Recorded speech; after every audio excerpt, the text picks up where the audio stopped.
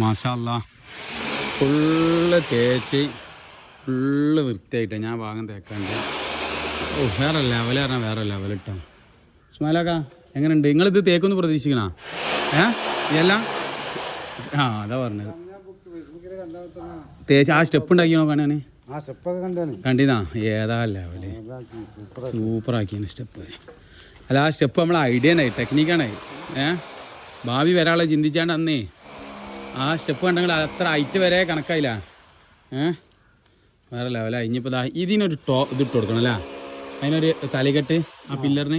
ആ പില്ലർ ഇങ്ങനെ വന്നിട്ട് ഒരു സലീം ഭായ് ആ പില്ലറിനൊരു തലകെട്ട് ഇട്ടെടുത്താണ്ടിട്ടാ.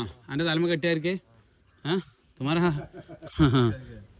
എന്തോ ആദ്യമേ ആയിക്കോട്ടെ. വൃത്തിയായി തേച്ചാളി, സാധാരണ ആയാലും വേണ്ടില്ല.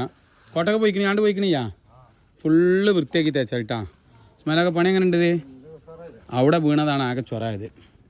വെള്ളമാണ് ചെന്നിട്ട് ഇൻഷാ അല്ലാ എന്തായാലും സൂപ്പറാക്കി തേച്ചാളിട്ടാ. വൃത്തി